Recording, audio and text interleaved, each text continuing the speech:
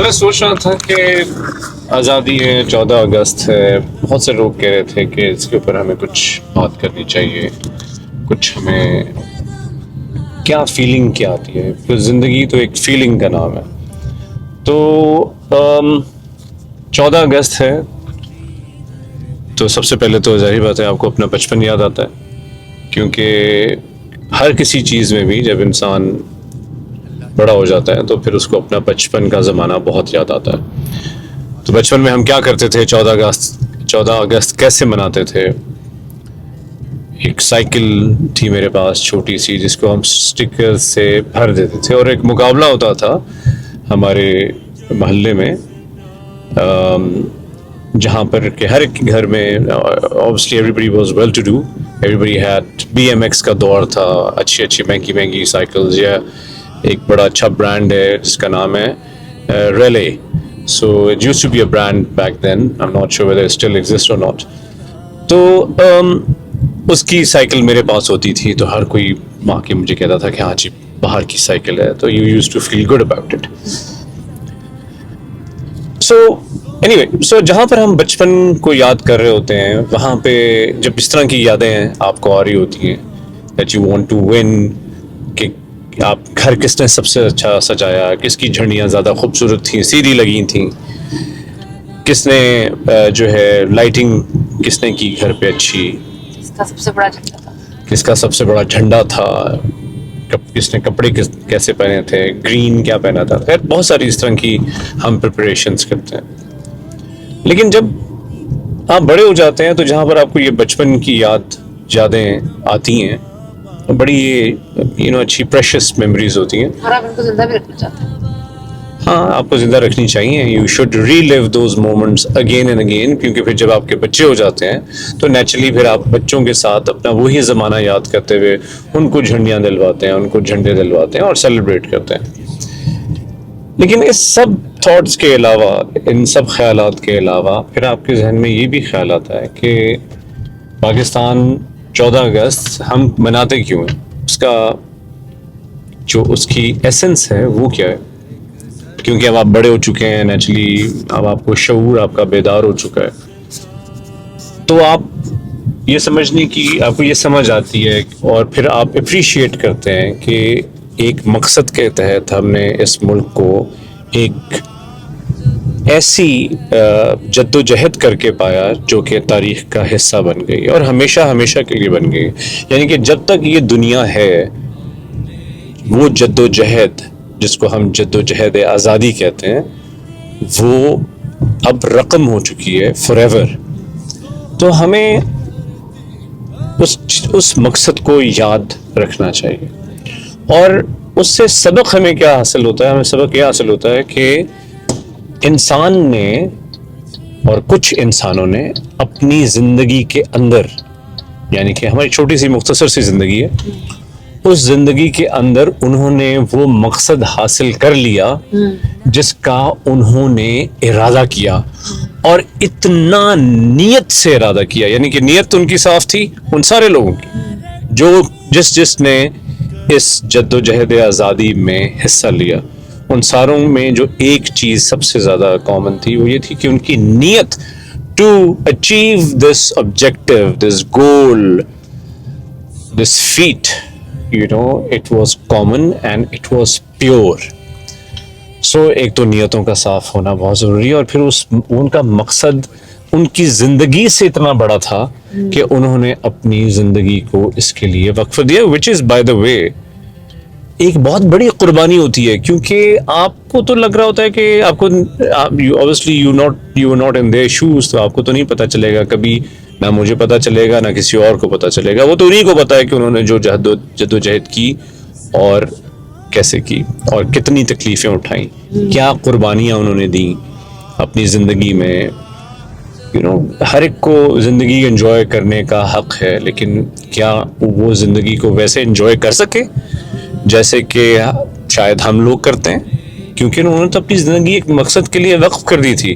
They had devoted their lives to a cause, and all of them were united in that cause with the purest of intentions And when you have the best of intent and the strongest of the will, only then you are able to achieve such a great result where you've given billions a free homeland to practice and to practice whatever religion we want, and to live a life the way we want to live.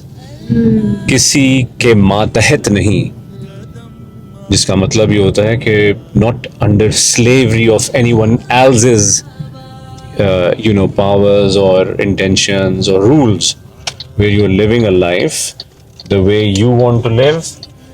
And it's a blessing, that we must all should be very, very grateful for. We should be grateful about it. And اور جہاں پر ہم یہ جھنڈے اور یہ پیاری پیاری آپ دیکھ رہے ہیں کہ اس وقت لوگوں نے سجانا شروع کر دیا، اٹس گریٹ، لیکن وہاں پر ہمیں اس مقصد کو یاد رکھنا چاہیے، اور ہمیں چاہیے کہ ہم ایک قوم بنے، ایک نیشن بنے، اور اس کے لیے وہ سب کچھ کریں جو کہ ہمارے پاس جس کی قوت ہے، طاقت ہے کرنے کی.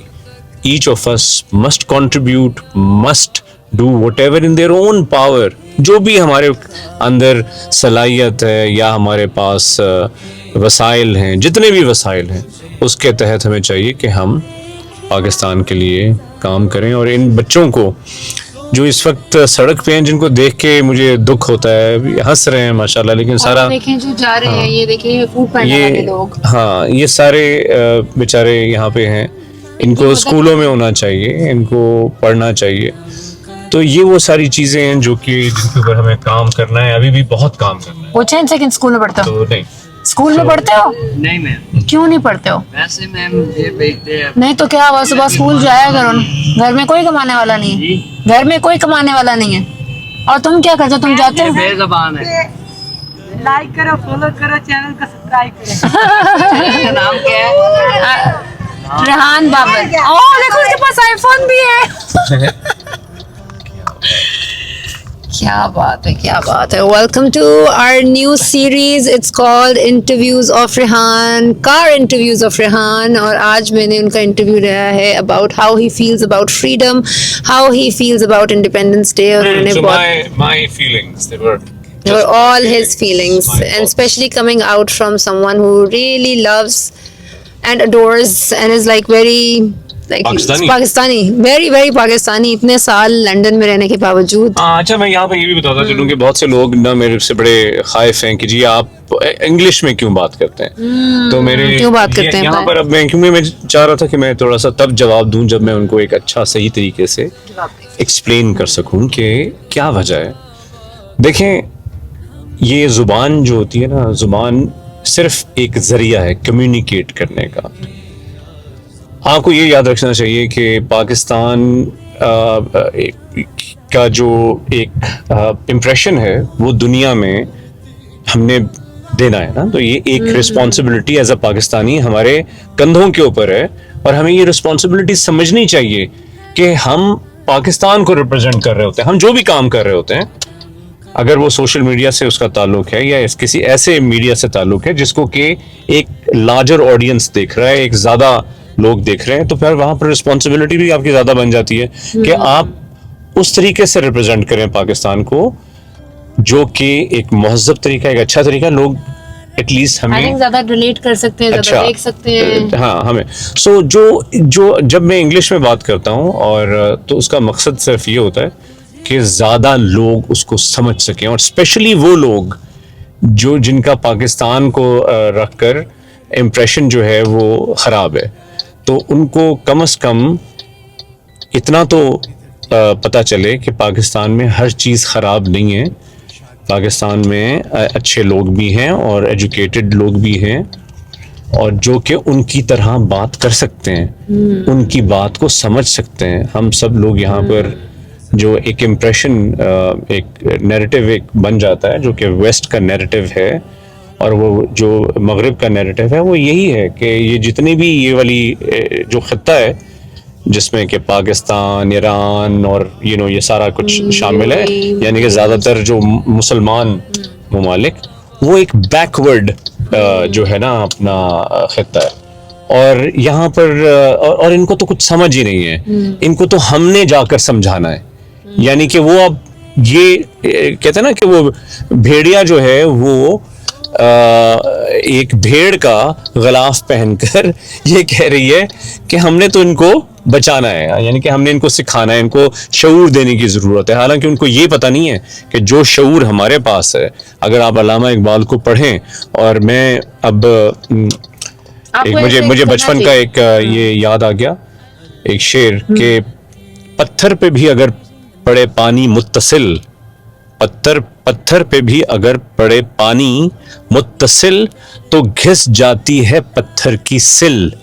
ٹھیک ہے، میرے خیال میں یہ مولانا حالی کا شعر ہے، جس کا مطلب یہ ہے کہ اگر if you are consistent in something، consistently اگر آپ کچھ کریں تو پتھر بھی پانی جیسی چیز جو کہ بالکل نرم ملائم سی ہوتی ہے، جس کا یعنی کہ کوئی جو ہے ہم سے تصور بھی نہیں کر سکتے وہ کسی چیز کو کاٹے گی یا گھسا دے گی، وہ بھی پتھر کی سل کو گھسا دیتی ہے ٹپک ٹپک کر، اگر ایک ہی جگہ وہ پڑے بار بار. سو کہنے کا مقصد یہ ہے کہ پاکستان کو اسی طرح حاصل کیا گیا with the consistency of ambition and constant struggle. That consistency paid off and we have now Pakistan. What we now to do is represent it in the best possible way so that the world and then stand our grounds and don't let those powers who are against us, جو کہ ہمارے خلاف کام کر رہی ہیں. اور جس کے بارے میں اگر آپ علامہ اقبال کی آخری کتاب پڑھیں جس کا نام ارمغان حجاز ہے، میری ہر ایک سے یہ گزارش ہے کہ اس کا ترجمہ پڑھیں، کیونکہ وہ زیادہ تر فارسی میں ہے، تو آپ کو سارا جو یہ اس وقت دنیا میں جو اس وقت ہو رہا ہے وہ آپ کو سمجھ آ جائے گا. اور انہوں نے یہ بھی پریڈکٹ کر دیا کہ اگر ہم نے اس کو نہ سمجھا، اس سارے چیز کو، تو پھر ہم بھی خطرے میں ہیں اور ہمارا مستقبل بھی خطرے میں، یعنی کہ آپ کے اور میرے بچے بھی خطرے میں. So we need to wake up and take things our own hands and do whatever we can in order to improve, encourage, empower all those Pakistanis جن کے and do things تاکہ ہم like education. That's the reason I support education. And once again I will with this I want to say کہ TCF is doing amazing. The Citizens Foundation, it's a school that I've been supporting for it's an education charity in fact that I have been supporting for years. اور میں نے اپنی والدہ کے نام پہ ایک وہاں اسکول بھی بنایا ہوا ہے. One of the schools out of the thousands of schools that they have. I think they have 2500 schools now all over Pakistan. تو اس کو ضرور سپورٹ کریں، کیونکہ اگر پاکستان کو اس وقت کسی چیز کی ضرورت ہے تو وہ جو بچے ہم نے دکھائے تھے وہ اس چیز کی ضرورت ہے کہ ہم اپنے لٹریسی ریٹ کو امپروو کریں.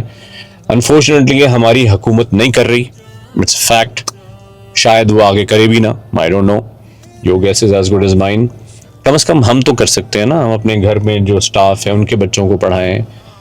کوئی اسکول اگر ہم کھول سکتے ہیں، اتنی ہمارے اندر اللہ تعالیٰ نے، اگر ہم صاحب حیثیت ہیں، اتنی جو مخیر حضرات ہیں ہمارے the rich amongst us who have enough funds that they can maybe run a whole charity school themselves, they should take these initiatives.